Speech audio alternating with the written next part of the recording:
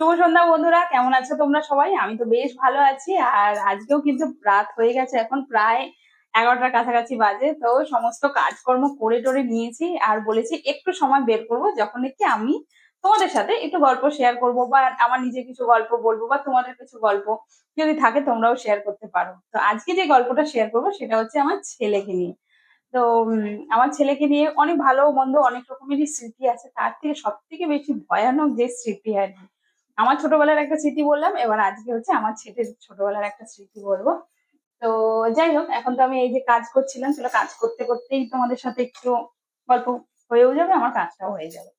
তো এখানটায় রান্নাঘর এখন পরিষ্কারের কাজ চলছে। আজকে রান্না করেছিলাম কাবলি চানার তরকারি, তার সাথে ছিল হচ্ছে রুটি। এখানে সব বাসনপত্র ধুয়ে রাখা,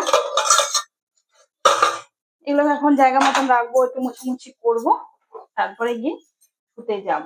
তো যাই হোক, যেটা গল্পটা করছিলাম, তো আমরা যখন প্রথম প্রথম এসেছি, আহ আমার ছেলে আমি আগে থাকতাম হচ্ছে দশদ্রন বলে একটা জায়গায়, আর তারপরে গিয়ে আমরা এখানটায় আসি যখন যখন এসছি আসবো আর কি। তো প্রথমে তো যা জিনিসপত্র সবকিছুই আনাআনি হবে, সবকিছু হবে, সেটিং টেটিং হবে, তারপরে না। তো আমার শাশুড়ি আর আমার ননদেরা তখন এখানে থাকতো না। তো ননদেরা তখন এখানে থাকতো না। তো ওরা পরে আসবে। আমি আমার ছেলে আর বরের সাথে আমরা এখানটা চলে এসেছি। চলে আসার পরে ভালো কথা, এবার আমরা জিনিসপত্র রীতিমতো গুছাচ্ছি। গুছাতে গুছাতে এবার কি হয়েছে, যে আমার ফোল্ডিং একটা খাট আছে, তো সেই খাটটা তোমার হচ্ছে আহ ছিল আর কি। তো সেই খাটটা আমরা সেট করছি। তো হয় না, বাচ্চাটা বারবার করে চলে আসে সামনে, তো আমি কি বললাম, তুই এত বারবার করে চলে আসছিস, এটার মধ্যে লেগে যাবে। তো লেগে যাবে বলে ওকে আমি গেটটা, মানে গেটের বাইরে রেখেছি। গেটের বাইরে রাখার পরে গেটটাকে একটুখানি, ঠিক বন্ধ বলবো না, একটু ভেজানো টাইপের আর কি, জাস্ট একটুখানি, যাতে আমি ওকে বাইরে দেখতেও পারি আর আমি ঘরে কাজও করতে পারি। তো এমন সময় কাজ করতে করতে করতে, তো আমরা তো কাজের মধ্যে পুরো ব্যস্ত হয়ে গেছি। তো খাটটা সাজাচ্ছিলাম, তো হঠাৎ করে গেটটা না ধুম করে আওয়াজ হলো। ধুম করে আওয়াজ হলো, হঠাৎ ঘুরে দেখি দরজাটা বন্ধ হয়ে গেল। বন্ধ হয়ে গেল কি করে? বন্ধ তো হয়ে গেল, সেটা তো খুব ভালো, যাই হোক খুব ভালো কথা না, যাই হোক বন্ধ হয়ে গেল। এবার কি হয়েছে, সেই তোমার হচ্ছে আহ এবার দরজাটা তো টানবো, খুলবো, তো হঠাৎ করে বন্ধ হয়ে গেল, ছেলে বাইরে আছে। তখন আমার ছেলের বয়স কত, 1.5 বছর বয়স সবে মাত্র। তো সেই সময় হঠাৎ করে গেটটা খুলতে গেছি, গেটটা খুলতে গিয়ে দেখি ওটা লক হয়ে গেছে, মানে বন্ধ। বুঝতে পারছো, আমি আর আমার হাজবেন্ড বাইরে, বাইরে শুধু হল ঘরে আমার ছেলে, আর সেইখানটায় দরজাটাও লক করে দিয়েছে, 1.5 বছরের একটা বাচ্চা। তো প্রথমে তো আমার মাথা টাথা ঘুরে গেছে, মানে আমি বুঝতেই পারছি না আমি ওকে কি করে কি বোঝাবো, কি বলবো। তো আমরা আস্তে আস্তে করে বলছি, আয়ুষ বাবা গেটটা খোলো খোলো খোলো। ও তো বাইরে থেকে কিছুই বুঝছে না, ও তো মানে জাস্ট কড়াটা নিয়ে নক নক নক এরকম কিছু করছে, কিন্তু খুলছে না। এবারও বুঝতে পারছে যে আস্তে আস্তে ব্যাপারটা সিরিয়াস। ও কি করেছে, কান্না শুরু করে দিয়েছে। এমন কান্না শুরু করছে, আর ওর ওই কান্না শুনে আমার ছেলে বরাবরই একটু বেশি কাঁদতো। তো যাই হোক, কিন্তু এবারের কান্নাটা তো অন্যরকম। ও তো না মা মা করে যাচ্ছে, বাবা পাপা পাপা বলে যাচ্ছে, আমরা বলে যাচ্ছি আয়ুষ একটু গেটটা এমন করে খোলো অমন করে। ও কি আর বোঝে, আর সেই বুঝতে তো পারছেই না, উল্টে মানে কেটে যাচ্ছে কেটে যাচ্ছে কেটে যাচ্ছে। তো তারপরে ভয়ে তো ভয়ে তো আমার পুরো একদম অবস্থা খারাপ হয়ে গেল।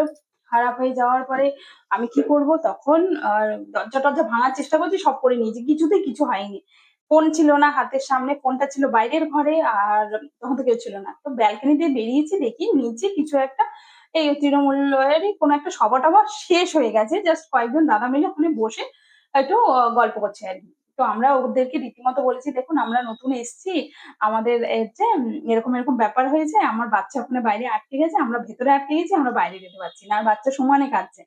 তো ওরা তো বুঝতে পেরেছে, গিয়ে ওরা কি করেছে, পুরো গার্ডকে বলেছে। গার্ডকে বলার পরে গার্ড এসছে, ওনারা এসছে, এসে নিয়ে এবার দরজা তো লক, কি করে করবে, ঢুকবে ওরাও বা কি করে ঢুকবে। তখন অতজন 4-5 জন মিলে পুরো দরজাটাকে ভাঙছে, মানে দরজাটাকে ধাক্কা দিয়ে দিয়ে দিয়ে দিয়ে যে তালাটা ছিল সেটা ভাঙা হয়েছে। ভাঙার পরে ওরা ঢুকেছে, ওরা ঢুকে দেখছে, আর ওদেরকে দেখে তো আমার ছেলে আলু চিৎকার কেঁদেই যাচ্ছে কেঁদেই যাচ্ছে। তো আমরা এখান থেকে দরজা দিয়ে ঠক ঠক করছি, ওরা এসে দরজা খোলে, একজন একজন বাচ্চাকে ধরে, তারপরে আমাকে দেয়। মানে এটা আমার জীবনের, আমি বলবো, আমি তো অনেক কথাই শুনেছি, বাচ্চারা দরজা, বাথরুমের দরজা, আমি সবসময় কি করতাম, বাথরুমের দরজা টরজা এগুলো না একটু মানে খুলে রাখতাম আর কি, এরকম যাতে দরজাটা বন্ধই না হয়, এরকম আর কি, যাতে ছেলের কোনো সময় এরকম সমস্যা না হয়। কিন্তু এরকম ভাবে আমার ছেলে এরকম একটা কাজ করবে আমি তো স্বপ্নেও ভাবিনি। আর তারপরে তোমার হচ্ছে ওর হচ্ছে এই ব্যাপার। তো যাই হোক, ওনারা ওই দিন আমার জন্য ভগবানের মতন কাজ করেছে। আর আমার ছেলে ওই দিন যদি ওনারা না থাকতো, আমি জানি না কি করে কি করতাম। তো যাই হোক, এইভাবে বিপদটাকে কাটানো গেছে। তো আমি জানি তোমাদেরও নিশ্চয়ই বাচ্চা কাচ্চা ঘরে ছোট থাকলে কিছু না কিছু এরকম, তো ওই সময় ভয় পেয়ে প্যানিক করে তো কোনো লাভ নেই। অবশ্যই তখন বুদ্ধির সাথে যেইভাবে হোক বাচ্চাকে ঠিক রাখা, নিজেকে ঠিক রাখা, দুটোই যেটা হয় না, মা হিসেবে তো আমি জানি, কারণ আমি যেভাবে কেঁদেছি সেই কান্না আমি কোনোদিনও মানে কোনো কিছুর জন্য কাঁদিনি, ওই দিন যেভাবে কেঁদেছিলাম। তবে হ্যাঁ, ওটাই আর কি, এটা ছিল আমার জীবনের আরেকটা খুব মানে বলো যেটা না ভোলা এক্সপিরিয়েন্স। তো যাই হোক, শেয়ার করলাম প্রথম তোমাদের সাথে। আশা করি তোমাদের ভালো লাগবে, হয়তো কারোর কোনো কাজেও লাগতে পারে, যে এই সময় একটু প্যানিক করো না, যারা থাকবে, যারা যেইভাবে থাকবে, আশেপাশের লোকজনদের কাছ থেকে হেল্প নিয়ে তারপরে কিন্তু এই সমস্ত বিপদ থেকে উদ্ধার হতে হয়, এগুলো লিটারেলি না বলা বিপদই কিন্তু। তো যাই হোক, তোমাদের কেমন লাগছে, তোমাদের যদি এরকম কোনো স্টোরি থাকে আমাকে বলতে পারো, আমি কিন্তু তোমাদের স্টোরি গুলোকে শেয়ার করার জন্য একদম রেডি আছি। তো চলো আজকে তাহলে গুড নাইট। মোটামুটি আমারও কিন্তু কাজ এখানে তোমাদের সাথে গল্প করতে করতে হয়ে গেছে। তো জাস্ট কিছু কিছু জিনিস রাখা বাকি, এগুলোকে এখন আস্তে আস্তে করে গুছিয়ে রাখবো, তাহলেই কিন্তু হয়ে যাবে। চলো টাটা আজকের জন্য, বাই।